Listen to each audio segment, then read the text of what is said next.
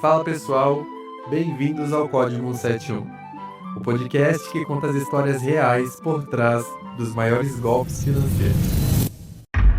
Eu sou o NJ e a gente vem vindo numa série muito bacana, né, nas últimas semanas. A gente viajou pelos escândalos de cada presidente. Collor, PC Farias, Lula e o Mensalão, Dilma e o Petrolão. E hoje a gente vai falar de Michel Temer. E o dia que ficou conhecido como o JBS Day. O dia em que um áudio de 38 minutos quase derrubou um presidente. O dia que um assessor foi filmado correndo de uma pizzaria com uma mala que tinha 500 mil reais dentro. No mesmo dia em que o Brasil descobriu que o presidente da República tinha sido gravado sem saber combinando propina. Bora? 7 de março de 2017. Palácio do Jaburu. Residência oficial do presidente, lá em Brasília. Era uma noite e um homem entra sem se identificar na portaria. Não consta na agenda oficial. Ninguém registrou a visita e ele se chama Joesley Batista, dono da JBS, o maior frigorífico do mundo. Faturamento de 170 bilhões por ano. Joesley foi encontrar Michel Temer. Ele estava carregando um gravador. Tudo autorizado pela Polícia Federal, pela Procuradoria-Geral.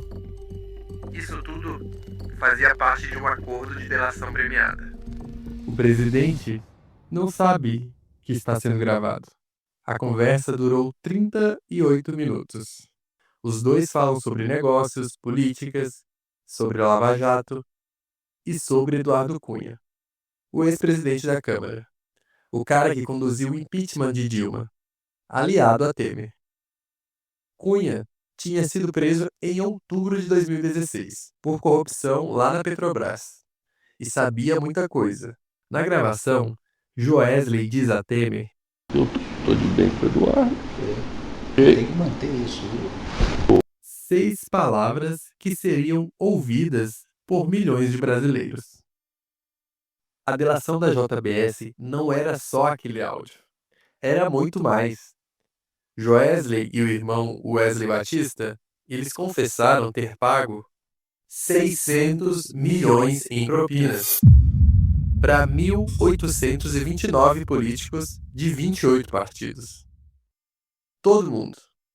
400 milhões em doações oficiais, que eram contrapartida de propinas de mais de 100 milhões em Caixa 2. Segundo Joesley, tirando 10, 15 milhões, o resto é tudo propina. Tudo tem ato de ofício, tudo tem promessa. Mas a prova mais devastadora veio em vídeo. 28 de abril de 2017, lá no shopping Vila Olímpia, em São Paulo, a Polícia Federal estava filmando. Um homem entra num café, encontra Ricardo Salum, diretor da JBS, e os dois conversaram. Depois eles vão para uma pizzaria, a Pecorino. Meia hora depois, eles vão para o estacionamento e o homem entra no carro de Saul e sai carregando uma mala preta. Corre até o táxi. Na mala, 500 mil. Em dinheiro vivo.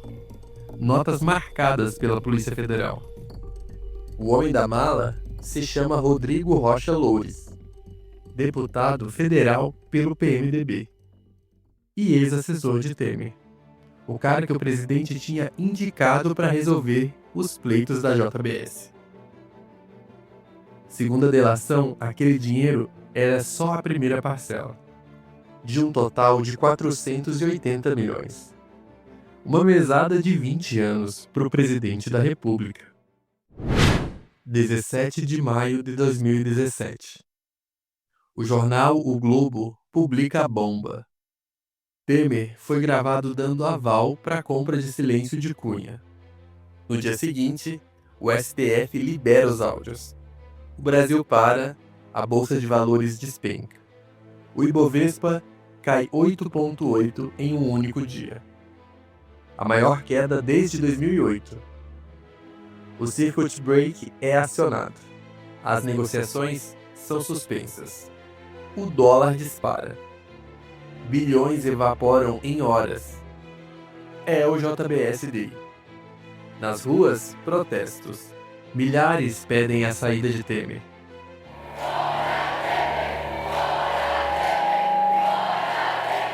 Ecoa pelo país. A oposição pede impeachment. A OAB pede impeachment. Até aliados começaram a abandonar o barco. Temer vai à TV. Em pronunciamento ele diz: não renunciarei. Repito, não renunciarei. E acusa Joesley de manipular o áudio. Em nenhum momento autorizei que pagassem a quem quer que seja para ficar calado. Não comprei o silêncio de ninguém. E Aécio Neves, o presidente do PSDB, o cara que quase foi presidente em 2014, também foi gravado, pedindo 2 milhões a Joesley para pagar advogados na Lava Jato. A irmã dele, Andréa Neves, foi presa. O primo, Frederico Pacheco, foi filmado recebendo 1,5 milhão em dinheiro vivo. Aécio foi afastado do Senado, mas depois voltou. E o que aconteceu com todo mundo? Rodrigo Rocha Loures, o homem da mala, foi preso. Ficou 1 mês na cadeia. Depois foi solto, condenado a 8 anos em primeira instância. Só que ele recorreu e ele continua solto.